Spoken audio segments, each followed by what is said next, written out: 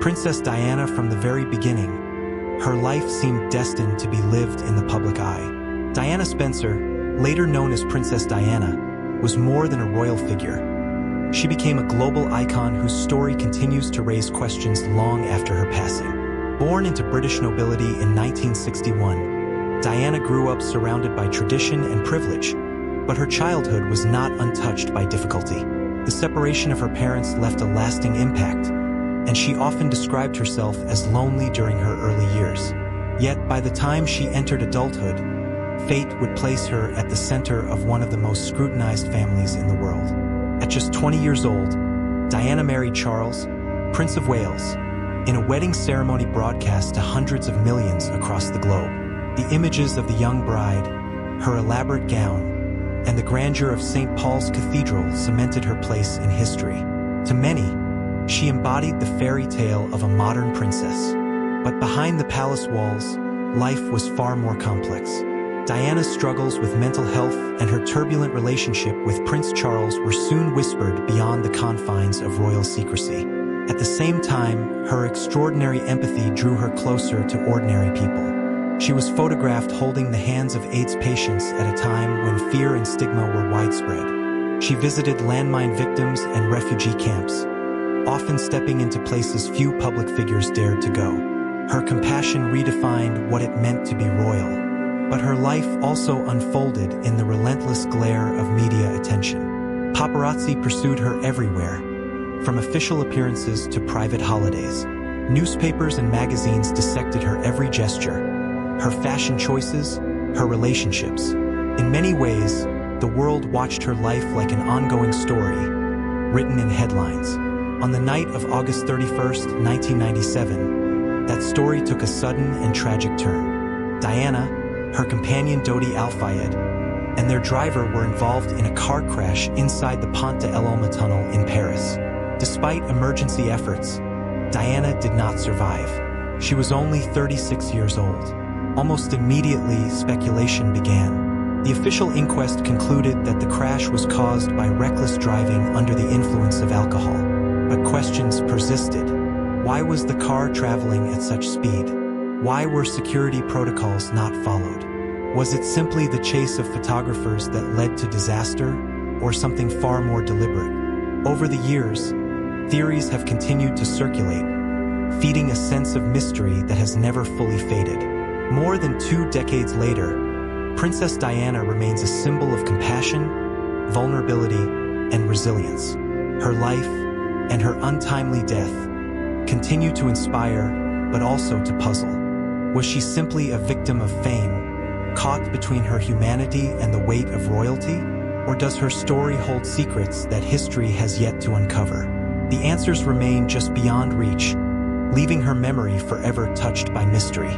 Edgar Allan Poe, from the dimly lit corners of American literary history, emerges a figure whose life was as haunting as his tales. Edgar Allan Poe, poet, critic, and master of the macabre, remains one of the most enigmatic writers the world has ever known. His words continue to echo across centuries, weaving dread and fascination into the human imagination. Yet, beyond the Gothic verses and chilling stories, Poe's own life and death conceal mysteries that have never been fully unraveled. Born in Boston in 1809, Poe's early years were shadowed by loss. His father abandoned the family, and his mother died before he was 3. Adopted by the wealthy Allen family in Richmond, Virginia, Poe's life seemed destined for stability, but the bond with his foster father was troubled, strained by financial disputes and personal differences. These tensions foreshadowed a lifetime of instability. Academic failures, military desertion, and constant financial hardship. Despite these struggles, Poe's brilliance could not be silenced. He shaped the short story as a literary form and pioneered the detective genre with works like The Murders in the Rue Morgue. His poems, most famously The Raven, captured the melancholy beauty of despair. Each work was infused with themes of loss, death, and longing, reflecting the sorrows that haunted him. But it is not only his works that leave us with unanswered questions. It is his death. In October of 1849, Poe was discovered delirious on the streets of Baltimore, wearing someone else's clothes. He was rushed to a hospital, where for 4 days he drifted in and out of consciousness, unable to explain what had happened to him. His final words, whispered through fever and confusion, were, "Lord, help my poor soul." He was only 40 years old. The cause of his death remains uncertain. Some claimed alcohol poisoning, others suspected rabies, epilepsy, or even murder. One theory suggests that Poe was a victim of cooping, a form of voter fraud in which men were drugged, disguised, and forced to cast multiple ballots. Still, no official record explains his condition with certainty. His medical documents and death certificate were lost, leaving behind a silence that fuels speculation to this day. Even in his burial, mystery lingers. Originally interred in an unmarked grave, his remains were later moved, though rumors persist that mistakes were made and another body lies beneath Poe's monument. The legend of the Poe toaster, a mysterious figure who, for decades, visited his grave each January 19th to leave roses and cognac, only deepens the aura of secrecy surrounding his legacy. Edgar Allan Poe's stories blurred the boundaries between reality and imagination, and in the end, his life followed the same path. His pen revealed the darkest chambers of the human soul, yet his own final chapter remains locked in shadows. Perhaps that is the truest Poe mystery of all, that the man who gave voice to so many fears left us with a riddle we may never solve. Marilyn Monroe, Marilyn Monroe, a name that still lingers like a riddle across the world. Her smile, her voice, and her fame gave mid-20th century cinema its unforgettable shine. But behind the light of stardom, her life and her death remain wrapped in questions that continue to echo. During the 1950s and early 60s, Monroe was more than a film star. She was a cultural icon. Classics like Some Like It Hot and Gentlemen Prefer Blondes made her the dazzling centerpiece of Hollywood. The camera didn't just capture an actress. It immortalized an image of allure. Yet, beneath the glamour, there lived a woman caught in a battle with loneliness and inner shadows. Born Norma Jean Mortensen, Marilyn's beginnings were far from the spotlight. An unstable childhood, foster homes, and a search for belonging shaped her identity. The smile that enchanted millions often concealed the deep scars of abandonment and personal struggle. Fame propelled her forward, but it also magnified her solitude. Her life soon intertwined with power at the highest levels. Her rumored relationships with John F. Kennedy and Robert Kennedy added layers of intrigue. Was she simply a link between Hollywood and Washington, or was there something deeper at play? That question has hovered over her story for decades. Then came the night of August 4th, 1962. In her Los Angeles home, Monroe was found lifeless. The official cause, an overdose. Sleeping pills, depression, and exhaustion were cited. Yet, when reports, conflicting accounts, and suspicious gaps are examined, the story darkens. Phone records, witness testimonies, and whispers of political connections all raise unsettling possibilities. Was this a tragic accident or a carefully concealed truth? Marilyn Monroe's story is not just one of stardom. It is a portrait of a woman caught between fantasy and reality, fame and fragility. To the world, she was a dream. To herself, perhaps a restless soul burdened by truth. So what really happened? Did she fall victim to her own struggles? Or was she silenced by forces that feared what she knew? Even today, when we look at her posters, her photographs, and her films, we see more than beauty. We see a question that refuses to fade. What was Marilyn Monroe's true story? And will we ever uncover it? Natalie Wood on a cool November evening in 1981. The glittering life of Hollywood star Natalie Wood met an untimely and mysterious end. Beloved for her roles in films such as West Side Story and Rebel Without a Cause, Wood's career was one of brilliance and acclaim.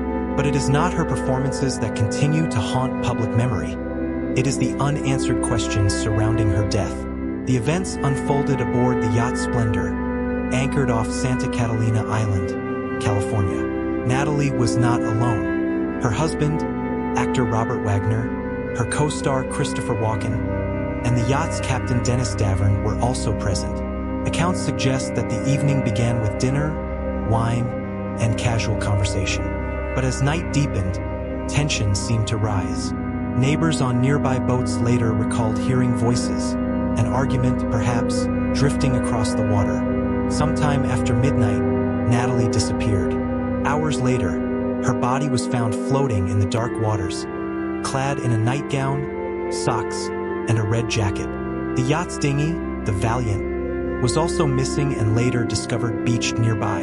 The official cause of death was ruled accidental drowning, with bruises on her body attributed to slipping while trying to secure the dinghy. For years, that was the accepted explanation. Yet, troubling details lingered. Why would Natalie, known to have a deep fear of water and an inability to swim well, venture alone into the dinghy at night? Why were there inconsistencies in the testimonies of those on board? Captain Davern later admitted that tensions between Wagner and Walken had escalated into a heated argument that evening, an admission that reignited suspicions.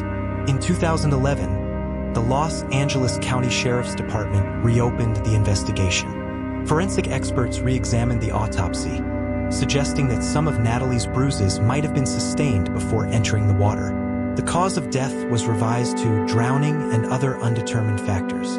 Robert Wagner, long considered only a grieving husband, was officially named a person of interest, though no charges have ever been filed.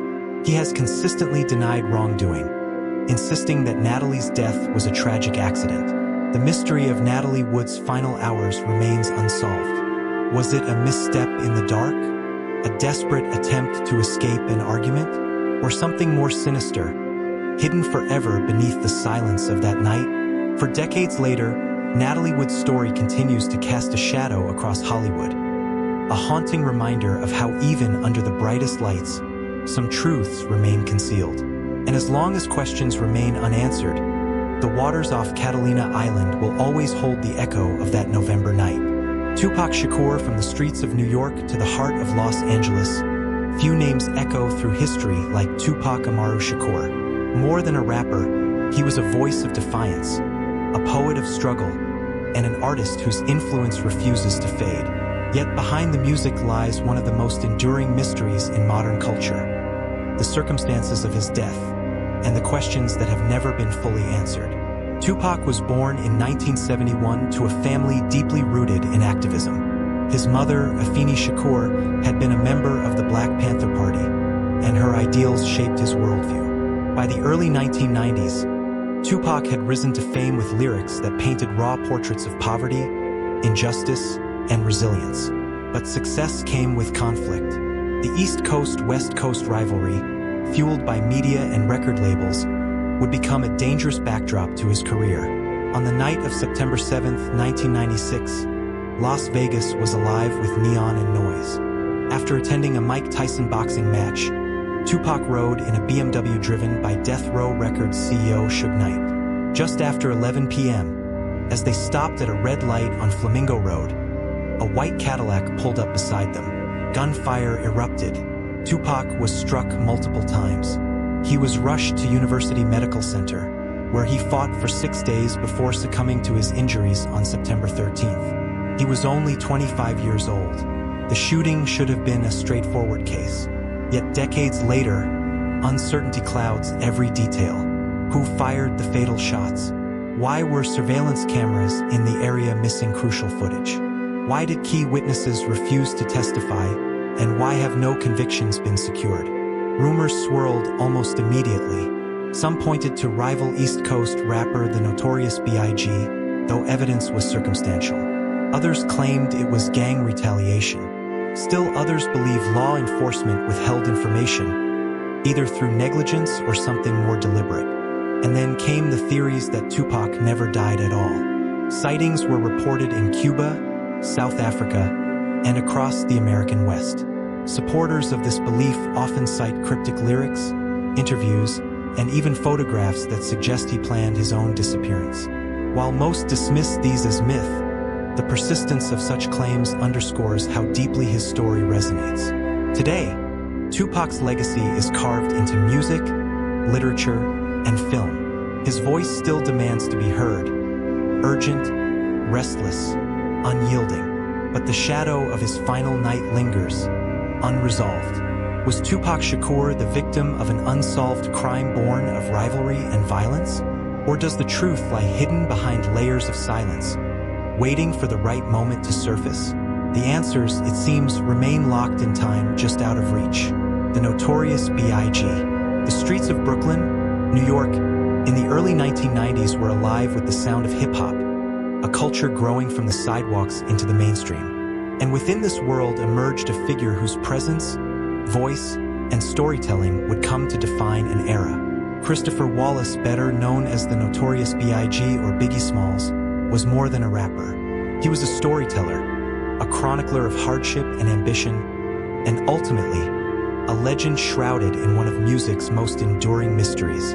Born in 1972, Wallace grew up in the Bedford-Stuyvesant neighborhood. His childhood was marked by both creativity and struggle. Gifted with a deep, commanding voice and an uncanny talent for rhyme, he began rapping on street corners, transforming everyday struggles into poetic narratives. His lyrics were not merely entertainment. They were raw reflections of the realities of poverty, crime, and survival. By the time his debut album Ready to Die was released in 1994, Biggie had become a defining voice of East Coast hip-hop. Songs like Juicy and Big Papa combined gritty realism with charisma, cementing him as a cultural icon. Yet as his fame grew, so too did the tension between the East and West Coast rap scenes, a rivalry fueled by record labels, media narratives, and personal clashes. This tension reached its breaking point in 1996 with the murder of Tupac Shakur, Biggie's one-time friend turned rival.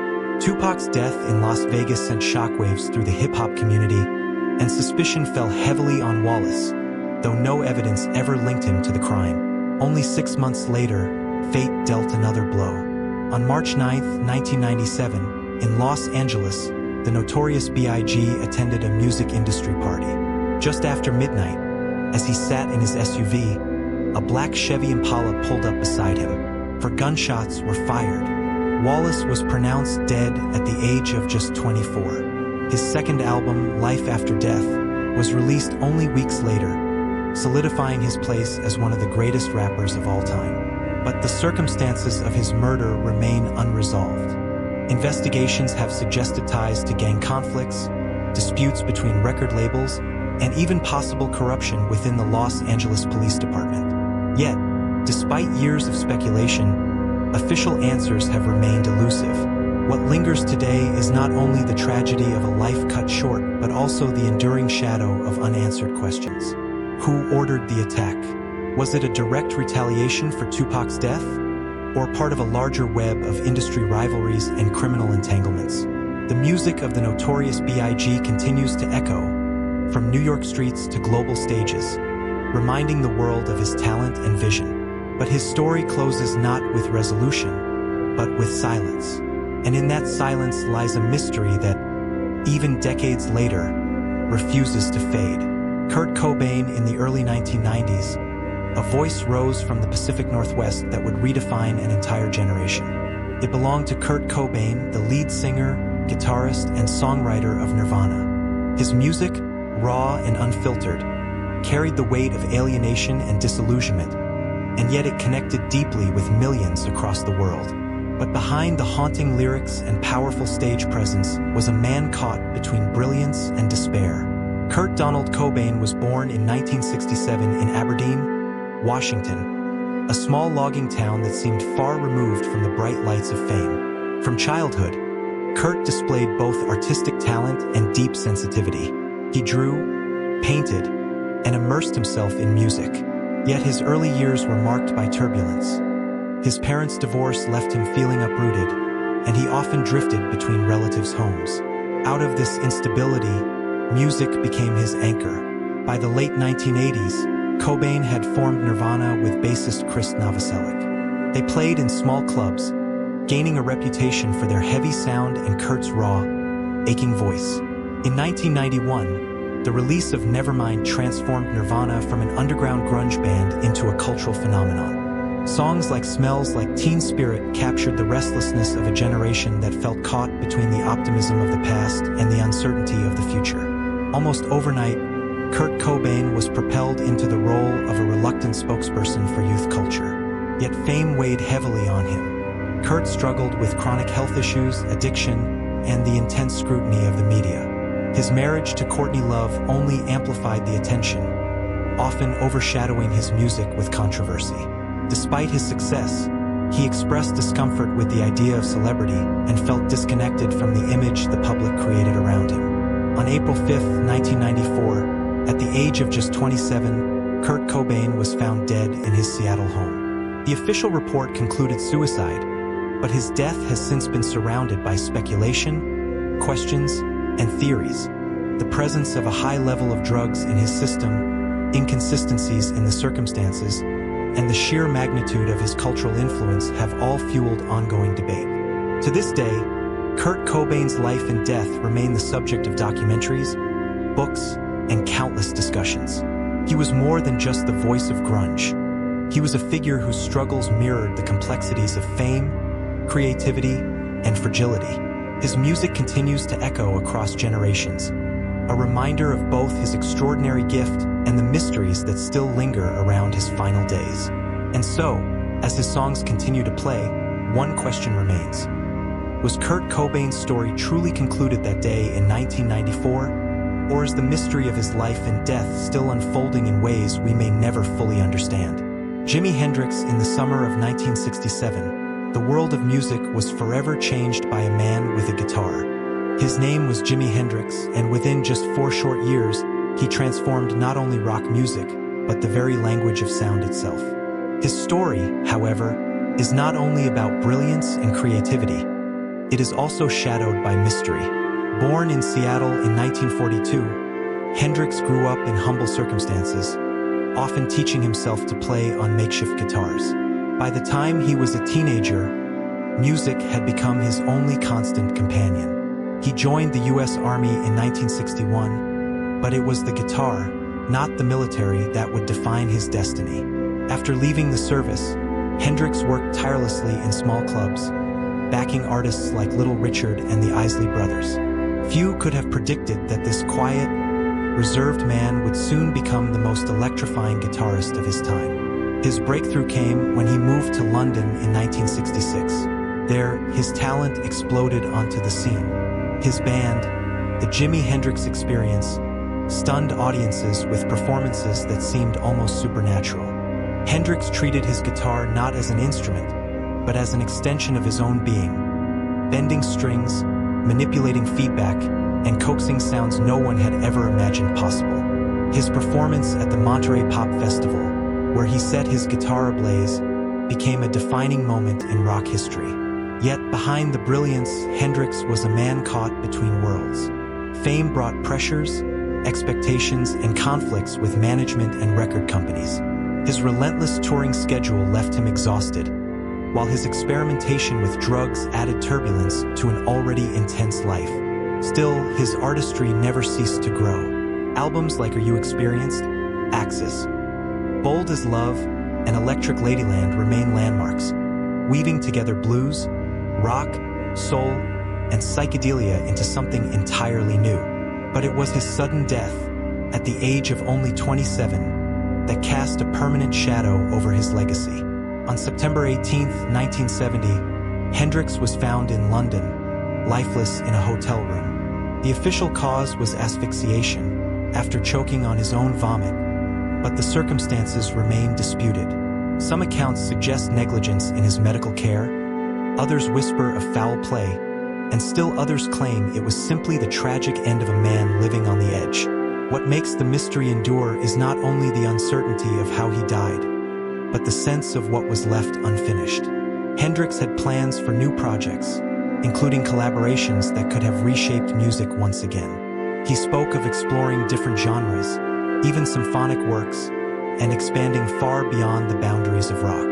More than half a century later, Jimi Hendrix remains both a legend and an enigma. His music continues to inspire, his guitar playing still unmatched. But the unanswered questions surrounding his final hours leave us wondering. Was his story truly complete, or was it only just beginning when silence fell? Jim Morrison, from the moment he stepped onto the stage, Jim Morrison seemed less like a singer and more like a myth. The enigmatic frontman of The Doors wasn't just known for his music. He was a symbol of rebellion, poetry, and mystery. And when his life ended abruptly in Paris in 1971, at just 27 years old, the questions surrounding his final days only deepened his legend. Jim Morrison was born in 1943, the son of a U.S. Navy officer. From early on, he gravitated toward literature, philosophy, and art that explored the darker corners of human existence. By the time he formed The Doors in 1965, Morrison had already begun shaping his identity as more than just a rock singer. His lyrics drew from ancient mythology, French symbolism, and even Native American rituals.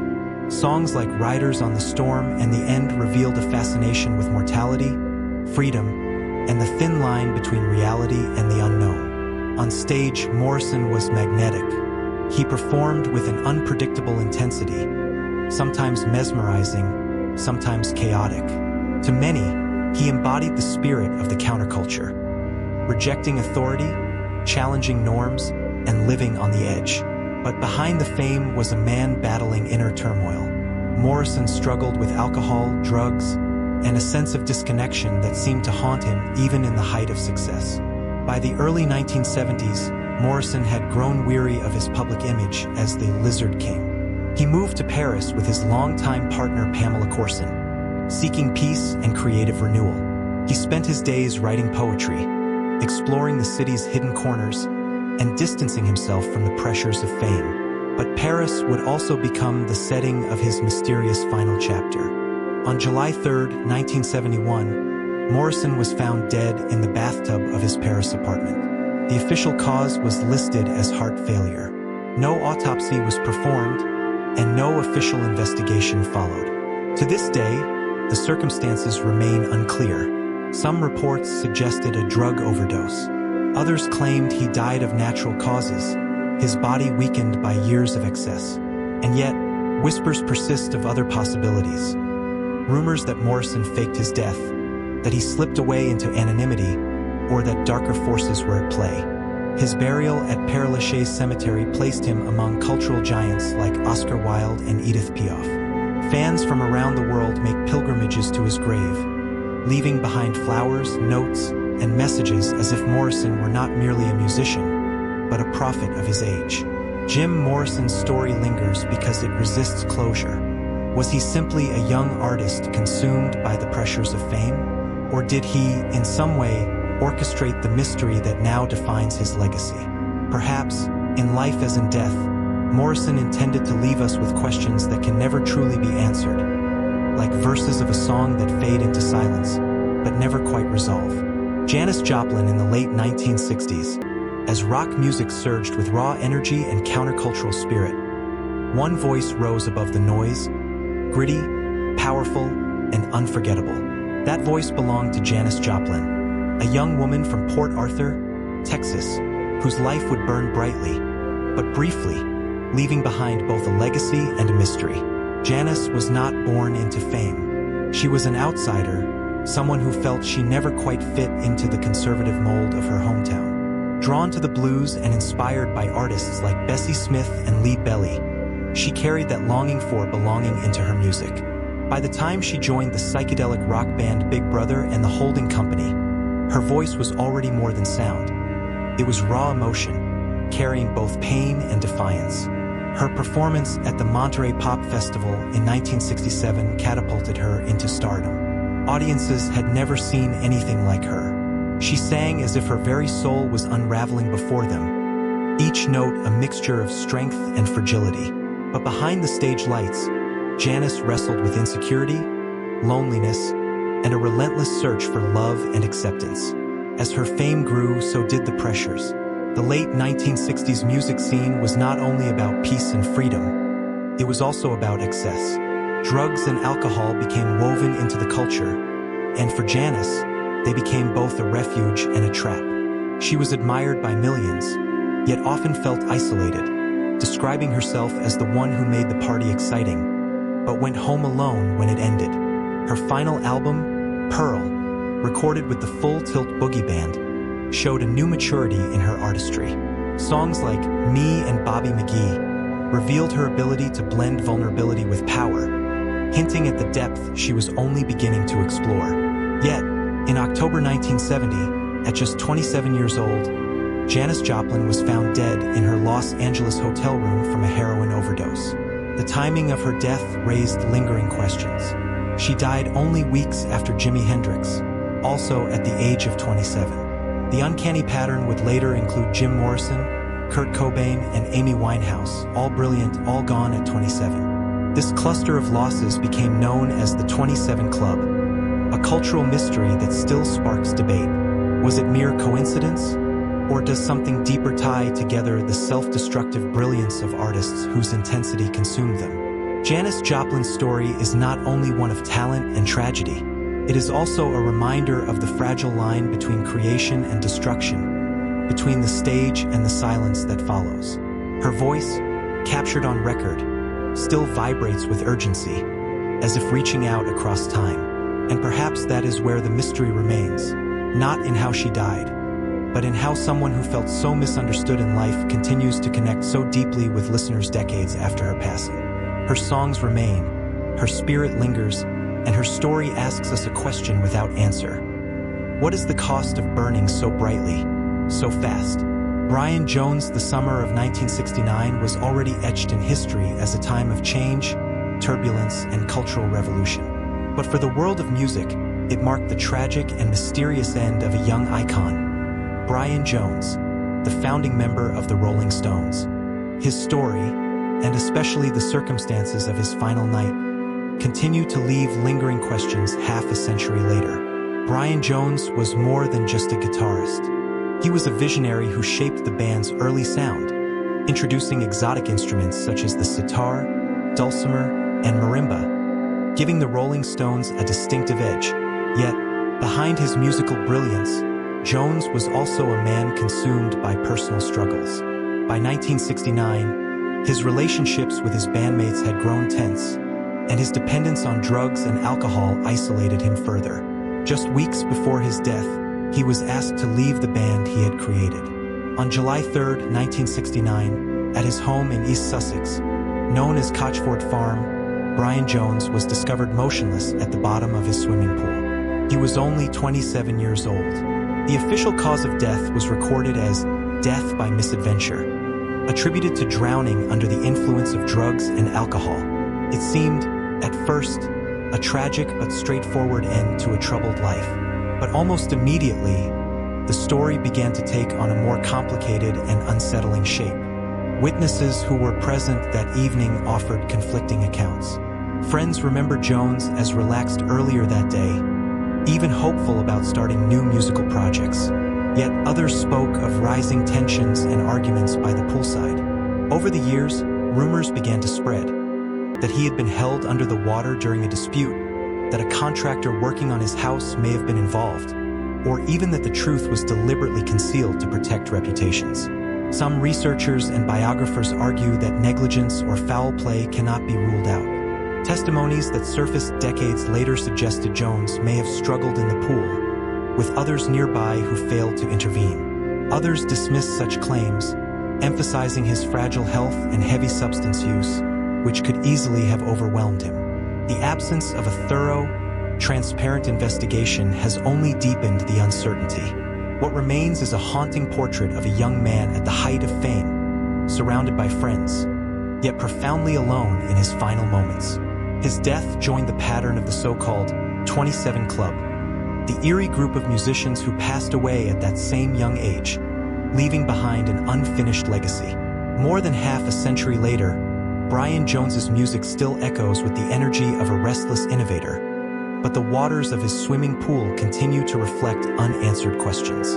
Was his end simply a tragic accident, or the unresolved conclusion of a darker story? The truth, it seems, is destined to remain just out of reach. Sam Cooke in the dim glow of history, few voices shine as brightly as that of Sam Cooke, a man often called the King of Soul.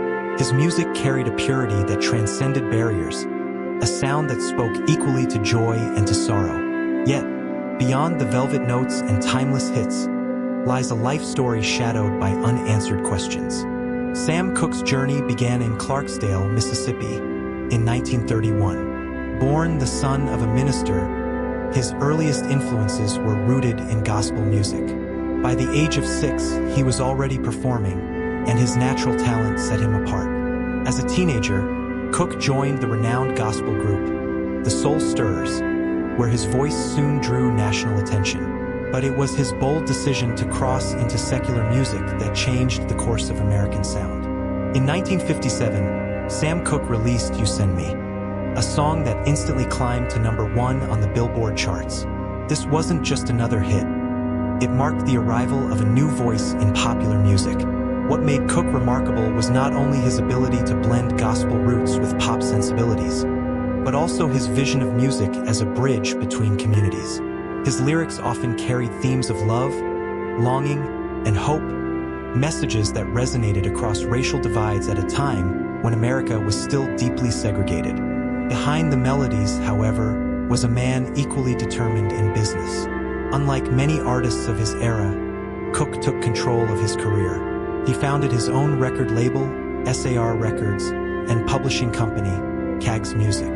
These moves granted him ownership of his work and paved the way for future black artists to seek financial independence in an industry often riddled with exploitation. But just as his star rose higher, tragedy struck. On the night of December 11, 1964, Sam Cooke was shot dead at a Los Angeles motel. He was only 33 years old. According to official reports, Cooke was killed by the motel's manager, who claimed self-defense after a violent confrontation. Yet from the beginning, the details surrounding his death seemed murky. Cooke was discovered wearing only a sports jacket and shoes, a state that raised questions. His last hours were marked by conflicting testimonies and missing information. Friends and family found the official account unsatisfying. Some suspected foul play, pointing to Cooke's growing independence in the music business, his civil rights advocacy, and the financial power he had begun to wield. Others believed his death was the result of a tragic misunderstanding. What remains undisputed is that Sam Cooke left behind a legacy far larger than his short life. His anthem, A Change Is Gonna Come, released posthumously, became a rallying cry for the civil rights movement, echoing his enduring belief in progress and justice. Yet, even as his music continues to inspire, the shadows of that December night linger. Was Sam Cooke's death simply a random tragedy, or a part of a deeper story still untold? The truth may never be fully known, leaving his final moments as haunting as his unforgettable voice. John F. Kennedy in the heart of American history. Few moments are as haunting and debated as the events surrounding President John F. Kennedy. His life, his vision, and ultimately his death have become symbols of both hope and unresolved mystery. John Fitzgerald Kennedy, the 35th President of the United States, entered office in 1961 with promises of progress, unity, and leadership during one of the most turbulent decades in modern history. His administration faced the height of the Cold War, the Cuban Missile Crisis, and the growing struggle for civil rights. For many, Kennedy represented a new era, one filled with optimism and determination. But on November 22, 1963, in Dallas, Texas, that vision was cut short. Kennedy's motorcade moved slowly through Dealey Plaza when gunfire erupted. The president collapsed, mortally wounded, as chaos spread through the crowd. Within hours, the entire nation and the world was in shock. Officially, Lee Harvey Oswald was named the assassin. Arrested the same day, he denied the charges, claiming he was merely a patsy. Before Oswald could stand trial, he was shot and killed by nightclub owner Jack Ruby on live television. This abrupt end only deepened the uncertainty.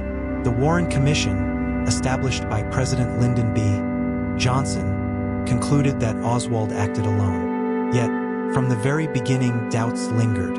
Witness testimonies conflicted, acoustic analyses suggested the possibility of more than one shooter, and the trajectory of the bullets raised endless debates.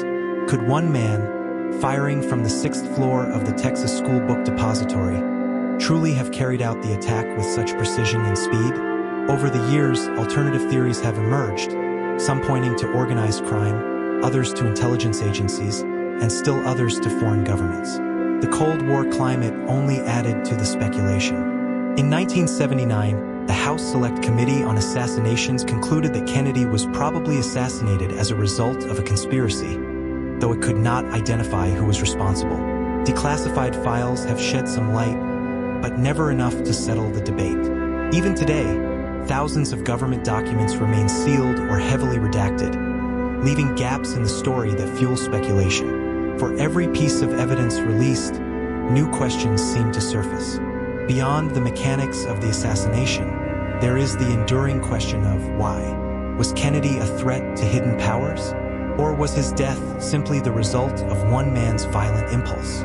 More than 6 decades later, Dealey Plaza remains a place of pilgrimage.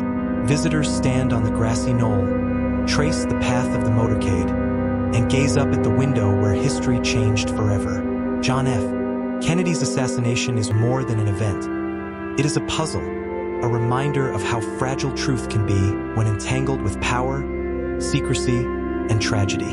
And as long as answers remain incomplete, the mystery of that day in Dallas will continue to echo through generations, whispering questions that may never be fully resolved. Robert F. Kennedy from the shadows of history. The name Robert F. Kennedy emerges as both a symbol of hope and a mystery that continues to linger decades after his death. His story is not only political. It is woven with ambition, tragedy, and unanswered questions. Robert Francis Kennedy, often called Bobby, was born in 1925, the 7th child of the Kennedy family. His rise was inseparable from that of his elder brother, President John F. Kennedy. Serving as Attorney General during the early 1960s, Robert became known for his relentless pursuit of organized crime, civil rights advocacy, and his strong stance against corruption. Many saw him as a fierce yet compassionate figure, a man unafraid to confront injustice head-on. But beyond the polished image lay deeper currents of tension. Robert's work against organized crime earned him powerful enemies, while his political ambitions placed him in the heart of America's most turbulent decade. After the assassination of his brother in 1963, Robert stepped reluctantly into the national spotlight, burdened by grief yet driven by an unshakable sense of purpose. In 1968, his campaign for the presidency captured the imagination of millions. To many, Robert Kennedy represented a bridge between the old order and a new vision of unity in a divided America. His speeches carried a rare authenticity, touching on poverty, racial injustice, and the cost of war. Crowds surged to hear him, believing he might change the course of history. Yet, destiny intervened in a hotel kitchen corridor in Los Angeles on June 5, 1968. After delivering a victory speech following the California primary, Robert was struck down by bullets fired at close range. The accused, Sirhan Sirhan, a 24-year-old Palestinian immigrant, was swiftly arrested. Authorities pointed to his opposition to Kennedy's stance on Israel as a motive. The official narrative seemed clear, but as time passed, questions multiplied. Witnesses reported more gunshots than Sirhan's revolver could hold. Some claimed the fatal bullet entered Kennedy from behind, though Sirhan was in front. Others suggested the possibility of a second gunman or deeper conspiracies involving political and intelligence networks. To this day, experts and researchers remain divided. Was Sirhan the lone assassin or a pawn in a larger plot? The tragedy of Robert F. Kennedy is more than the story of a man cut down in his prime. It is a lingering puzzle, a moment where history seems to split between what was recorded and what might have been concealed. His death left behind not just an unfulfilled presidency, but an unresolved silence, an echo of possibilities forever suspended in time. And so, the mystery remains.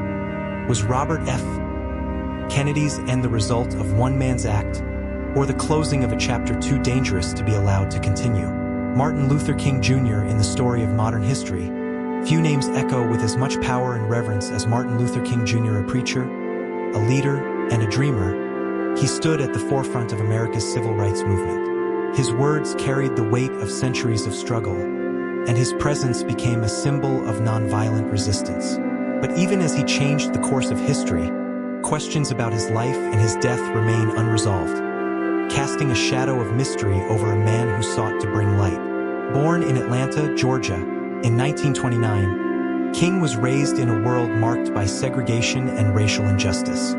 From an early age, he was drawn to faith, education, and the conviction that equality could not be denied forever. Inspired by Mahatma Gandhi's philosophy of nonviolence, he led marches, sit-ins, and speeches that demanded change, not with weapons, but with words. His "I Have a Dream" speech in 1963 still resonates across generations, capturing a vision of a world united by justice. Yet the path King walked was not without peril. His rise drew admiration from millions, but it also drew hostility from those who opposed change.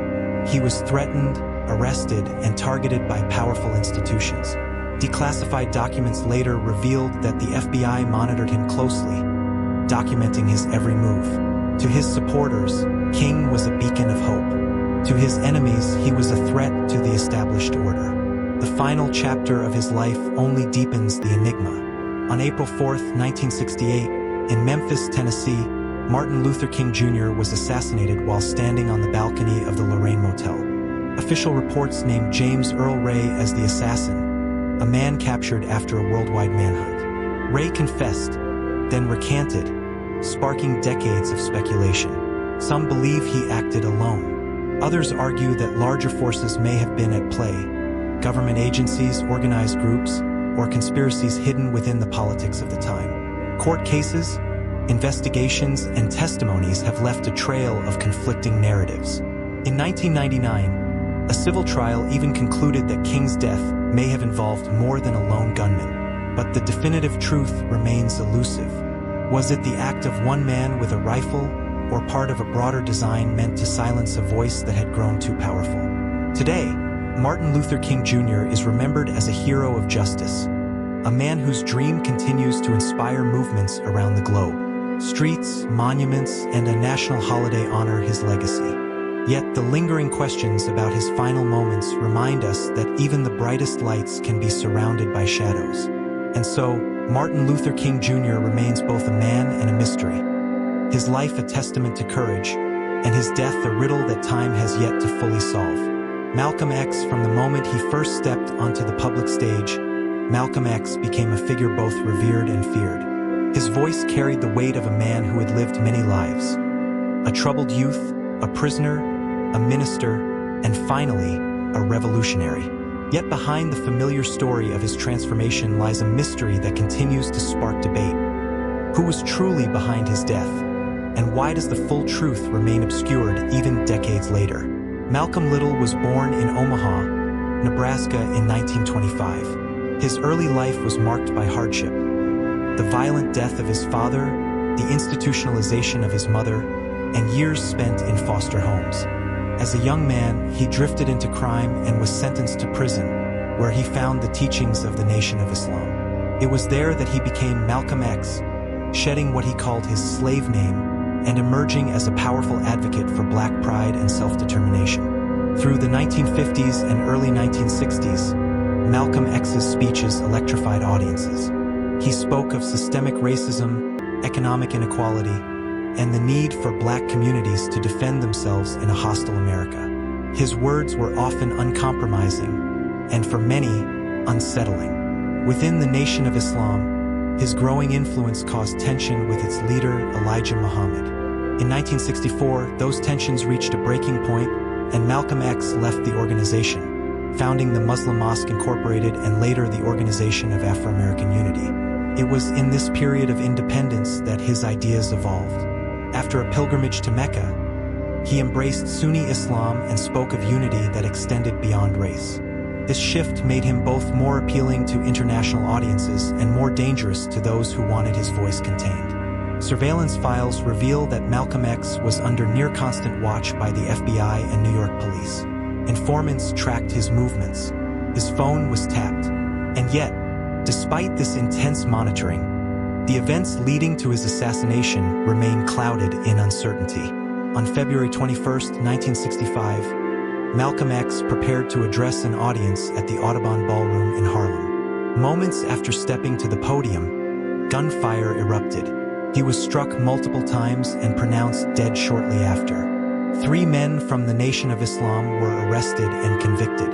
But from the very beginning, questions lingered. Witnesses described inconsistencies in the investigation. Some of those convicted maintained their innocence. Others suggested the possibility of deeper involvement, whether by rival factions, government agencies, or a combination of forces. Decades later, researchers and even prosecutors have revisited the case, acknowledging flaws in the trial and wrongful convictions. Yet the larger puzzle remains unsolved. Who ordered his death?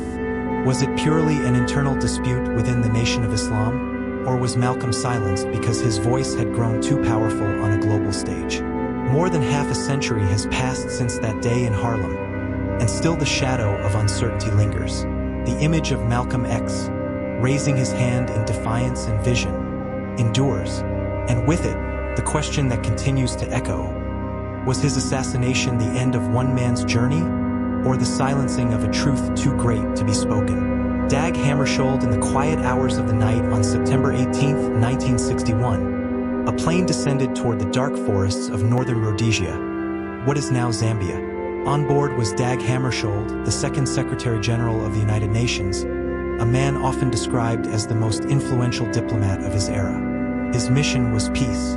His fate, however, remains one of the great unresolved mysteries of modern history. Dag Hammarskjöld was no ordinary bureaucrat. Appointed in 1953, he became a forceful and independent leader of the United Nations during one of the tensest decades of the Cold War. From the Suez Crisis to the Korean Peninsula, his presence was felt in every corner where conflict threatened global stability. But it was in Africa, during the turbulent years of decolonization, that his greatest challenge emerged. The Congo crisis had erupted after the newly independent nation fell into political chaos. Hammarskjöld believed the UN had a duty to prevent the conflict from spiraling into civil war or becoming a proxy battlefield for global superpowers. Determined, he flew to negotiate a ceasefire with Moise Tshombe, leader of the breakaway state of Katanga. It was a mission he would never complete. Shortly after midnight, Hammarskjöld's plane, a DC-6 named Albertina, crashed near Ndola Airport. All but one of the 16 people on board were killed instantly.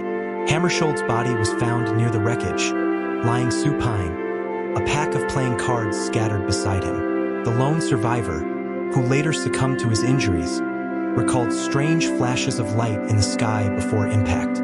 The official inquiry ruled it a tragic accident. Pilot error, they claimed. But doubts arose almost immediately. Witnesses reported hearing explosions in the sky and seeing another aircraft near Hammarskjöld's plane. Some locals swore they saw bullet holes in the wreckage. Even more unsettling, Hammarskjöld's body bore unusual wounds, including a small round hole on his forehead. Over the decades, theories multiplied. Was the Secretary General's plane deliberately shot down? Was he the victim of a Cold War assassination plot? Silenced because he threatened the economic interests of powerful mining companies and the influence of Western governments in Africa? Declassified documents later hinted at the involvement of mercenaries, intelligence agencies, and shadowy political forces. Yet none of these suspicions have ever been conclusively proven. In recent years, the United Nations reopened its investigation, acknowledging that vital evidence had been overlooked or suppressed. Advances in technology, combined with the release of previously secret intelligence files, have breathed new life into the case. Still, many key questions remain unanswered. Dag Hammarskjöld was a man devoted to peace, yet his death remains shrouded in violence and uncertainty. Was it an accident of fate or the result of human design? More than 60 years later, the night sky over Ndola still holds its silence, and the mystery of Hammarskjöld's final flight continues to cast its long shadow. Rasputin in the twilight of Imperial Russia. One figure emerged whose presence would forever blur the line between mysticism and politics. His name was Grigory Rasputin, a man both feared and revered, remembered not only for his mysterious powers but also for the shadow he cast over the Romanov dynasty. Rasputin was born in 1869 in a remote Siberian village. His early years were unremarkable, yet stories of his strange abilities soon began to circulate. Villagers spoke of a man with piercing eyes who seemed capable of seeing into the soul. Drawn to religion but resistant to monastic life, Rasputin wandered as a pilgrim, developing a reputation as a healer, a mystic, and a man touched by forces beyond comprehension. His destiny would intertwine with that of Russia's ruling family. In 1905, Rasputin was introduced to Tsar Nicholas II and his wife Alexandra. The imperial couple was desperate for hope, as their only son, Alexei, suffered from hemophilia, a deadly and untreatable disease at the time. When conventional medicine failed, Rasputin's prayers and presence appeared to bring the boy relief. Whether through hypnotic suggestion, a calming influence, or unexplained spiritual power, the results seemed undeniable. To the Tsarina, Rasputin was nothing short of a savior, but his growing influence bred suspicion and resentment. Court officials and nobles whispered of his unorthodox behavior. He drank heavily, mingled with women of high and low status alike, and flaunted a confidence that unsettled Russia's elite. To his supporters, he was a holy man. To his enemies, a dangerous fraud manipulating the monarchy in its most vulnerable hour. As Russia plunged into turmoil during World War I, the Tsarina leaned more heavily on Rasputin's counsel, even in matters of state. The perception that a peasant mystic controlled the throne ignited outrage among politicians, clergy, and military leaders. To them, Rasputin symbolized the decay of imperial authority. In December 1916, a secret plot was devised. A group of nobles lured Rasputin to the palace of Prince Felix Yusupov. Accounts of what happened that night are steeped in legend. Poisoned wine, bullets, and a desperate struggle that seemed to defy death itself. Some stories claim Rasputin survived multiple assassination attempts before finally succumbing, his body cast into the icy waters of the Neva River. Yet the details remain clouded. Was Rasputin truly so difficult to kill, or did myth and fear magnify his final moments? Did his powers lie in the supernatural, or in the human capacity for influence and persuasion? What is certain is that Rasputin's death did not halt the collapse of the Romanov dynasty. Within months, the Russian Revolution swept away the empire, leaving only echoes of a monk whose life and legend remain inseparable. And so, the question lingers. Was Rasputin a healer sent by fate, or a manipulator who thrived in the shadows of a crumbling empire? The answer, like the man himself, lies somewhere between history and mystery. Bruce Lee, from the crowded streets of Hong Kong to the bright lights of Hollywood, Bruce Lee carved a legacy that transcended martial arts and cinema. His speed, his philosophy, and his sheer presence changed the way the world saw Eastern culture. Yet, behind the legendary image lies a question that has haunted fans and historians for decades. What really happened to Bruce Lee? Born in San Francisco in 1940 and raised in Hong Kong, Bruce Lee grew up surrounded by the influence of film and martial arts. He trained in Wing Chun under the famous Ip Man, mastering movements that would later evolve into his own creation, Jeet Kune Do. By the time he returned to the United States, Lee was more than a fighter. He was a visionary, blending philosophy, physical training, and cinematic storytelling into something entirely new. His rise was meteoric. From his early roles in American television to the explosive success of films like Enter the Dragon, Bruce Lee became an international icon. His image stood for discipline, strength, and cultural pride. Yet his life was marked by moments that felt almost uncanny, as though a greater mystery followed him. In May of 1973, just weeks before Enter the Dragon would introduce him to the world, Lee collapsed during a film dubbing session. Doctors said he suffered from cerebral edema, swelling of the brain. He recovered, but the incident raised questions. Was it exhaustion, an allergic reaction, or something deeper? Then, on July 20th, 1973, at only 32 years old, Bruce Lee was gone. Official reports cited cerebral edema once again, possibly triggered by a painkiller. But the simplicity of that explanation never sat well with the world. Speculation quickly spread. Some believed he was the victim of a curse, pointing to the eerie fact that his son, Brandon Lee, would also die young under unusual circumstances on a film set in 1993. Others suggested that he had been silenced by those who disapproved of his willingness to teach martial arts outside of traditional Chinese circles. Still others looked to science, examining genetic predispositions, heat stroke, or even interactions between his intense training regimen and the substances he consumed. Each theory, however, leaves gaps. No conclusive evidence has ever emerged to fully explain the sudden end of Bruce Lee's life. What remains is a man who seemed almost superhuman, whose movements were too fast for cameras of the time to capture, whose words carried wisdom beyond his years, and whose vision for martial arts and philosophy continues to inspire millions. Perhaps the greatest mystery of Bruce Lee is not only how he died, but how, in such a short life, he managed to create a legend that endures half a century later.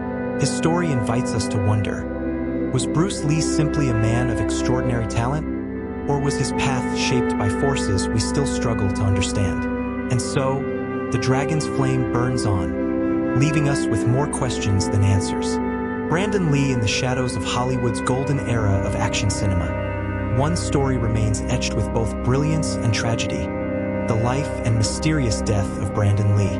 Brandon was born in 1965, the son of martial arts legend Bruce Lee. From the very beginning, his life was shaped by both fame and expectation. He carried not only the legacy of his father, but also the weight of a myth that surrounded the Lee family. Brandon grew up moving between Hong Kong and the United States, learning martial arts, acting, and carving his own identity away from his father's towering presence. But fate seemed determined to draw him back into a narrative he could never fully escape. By the late 1980s and early 1990s, Brandon began to rise as a star in his own right. His breakthrough role came with The Crow, a dark, gothic film about love, vengeance, and resurrection. It was a role that demanded both physical skill and emotional depth, and Brandon embodied it with a raw intensity that convinced many he was on the verge of superstardom. But on March 31st, 1993, during the filming of The Crow in Wilmington, North Carolina, everything changed. In a scene that required his character to be shot, a prop gun was fired. Yet something went horribly wrong. A fragment from a previously lodged bullet remained in the barrel, and when the blank cartridge was discharged, it propelled the fragment with the deadly force of a live round. Brandon was struck in the abdomen. He was rushed to the hospital, but after hours of surgery, he was pronounced dead at just 28 years old. The incident was ruled an accident, but questions lingered. How could such a fatal oversight occur on a professional film set? Why wasn't the weapon properly checked? For some, the tragedy echoed too closely the mysterious circumstances of his father Bruce Lee's sudden death 2 decades earlier, fueling speculation of a so-called Lee family curse. Others dismissed this as myth, pointing instead to negligence and the dangers of poor safety protocols in filmmaking. Despite his unfinished role, production of The Crow was completed using body doubles and digital effects, and the film went on to become a cult classic, forever linked to Brandon's memory. His performance carries an almost haunting quality, as if art and reality had intertwined in ways no one intended. Today, Brandon Lee's story is remembered as both a promise unfulfilled and a cautionary tale. It speaks to the fragility of life, the dangers hidden in what should have been controlled environments, and the enduring mystery that surrounds the Lee family name. Was Brandon simply a victim of tragic chance? Or was his fate entwined with a deeper narrative that history will never fully explain? The answer remains uncertain, suspended between fact and legend, just like the legacy he left behind. George Reeves in the summer of 1959, Hollywood awoke to a story that has never truly found its ending. The man known to millions as Superman, George Reeves, was found dead in his Los Angeles home. The official report called it suicide. But for decades, questions have lingered, turning his death into one of Hollywood's enduring mysteries. George Reeves was not just an actor, he was an icon. Born George Kiefer Brewer in 1914, his career began with small roles, including a part in Gone with the Wind. But it was the 1950s television series Adventures of Superman that etched his face into American culture. With his strong build, chiseled features, and calm voice, Reeves embodied the Man of Steel in a way that audiences embraced. To children, he wasn't just playing a role, he was Superman. Yet behind the cape and the cameras, Reeves struggled. Hollywood typecast him, making it nearly impossible to find serious roles outside of Superman. He was adored by fans but confined by the image of a superhero he could never truly escape. By 1959, Reeves was attempting a comeback, preparing for new film projects and even considering marriage. His life, at least outwardly, seemed to be moving forward. That is why the events of June 16th are so haunting. On that night, Reeves hosted guests at his home in Benedict Canyon. Accounts differ, but shortly after midnight, gunfire echoed through the house. Reeves was discovered in his bedroom with a fatal gunshot wound to the head. A Luger pistol lay nearby. The official ruling came quickly: suicide. Yet the details left room for doubt. No fingerprints were found on the weapon. Guests in the house reported strange delays in calling the police. And perhaps most suspiciously, Reeves was known to be in a complicated relationship with a woman connected to MGM executive Eddie Mannix, a man whose influence in Hollywood was said to be as powerful as it was intimidating. Rumors spread that Reeves may have been silenced, that his death was staged to look self-inflicted. Others suggested an accidental shooting, the result of alcohol and poor judgment. Each theory carried its own weight, but none could be proven. Over time, speculation grew larger than the man himself, transforming George Reeves from Superman into a symbol of unanswered questions. Today, more than 60 years later, his story remains unresolved. Was it despair that claimed his life, or the darker hand of Hollywood intrigue? The truth may never surface. What we are left with is an image of a man caught between heroism on the screen and the shadows that surrounded him off it. And so, the legend of George Reeves lingers, a reminder that even those who seem invincible can leave behind mysteries that refuse to fade. David Carradine in Hollywood. Certain lives appear larger than the roles they inhabit. David Carradine's story is one such tale. An actor whose career soared with the mystique of martial arts and the quiet wisdom of his most iconic character, yet whose death left behind more questions than answers. Carradine was born in 1936 into a family of actors, carrying a legacy that tied him to the stage and screen from an early age. His father, John Carradine, was a prolific character actor, and David, too, embraced the craft, though his journey would take him in directions no one could fully predict. By the early 1970s, he found international fame in Kung Fu, portraying Kwai Chang Caine, a wandering Shaolin monk in the American West. The show fused Eastern philosophy with Western storytelling, and Carradine's performance gave audiences a glimpse of serenity, strength, and something almost otherworldly. Off-screen, however, Carradine's life was far less tranquil. Known for his intensity and sometimes erratic behavior, he wrestled with personal struggles that shadowed his success. There were accounts of turbulent relationships, brushes with the law, and an enduring fascination with esoteric practices. To many who worked with him, Carradine was both a brilliant performer and a restless soul, forever searching for something just out of reach. After Kung Fu, his career wove through highs and lows. He appeared in a variety of films, sometimes critically praised, other times overlooked. In later years, Quentin Tarantino resurrected his image for a new generation with Kill Bill, where Carradine embodied the enigmatic and deadly Bill. Once again, he carried a quiet power, a sense of mystery that blurred the line between actor and role. But it was his final chapter that etched a darker enigma into his legacy. In June 2009, David Carradine was found dead in a Bangkok hotel room. He was 72 years old. Official reports labeled it as accidental asphyxiation, but details surrounding the circumstances were murky. Rumors and speculation quickly emerged, some suggesting a tragic accident, others hinting at more complex possibilities. His family, unconvinced by initial findings, sought further investigation. Yet, even with multiple reports, no definitive conclusion satisfied the lingering questions. What makes Carradine's passing so haunting is not only the mystery of how it happened, but how closely it seems tied to the image he had built over decades. A man entangled in philosophies of life, death, and transcendence. Just as his on-screen monk wandered in search of meaning, Carradine himself seemed perpetually suspended between serenity and chaos, discipline and desire. Today, David Carradine's name evokes both admiration and unease. His performances endure, carrying the calm voice of a teacher, the menace of a villain, and the charisma of a man who refused to be ordinary. But his untimely death leaves a lingering silence, a void where answers should be. Perhaps, like the characters he portrayed, Carradine's greatest role was to remain elusive. A man remembered not only for what he gave the world on screen, but also for the questions his life and death will never fully resolve.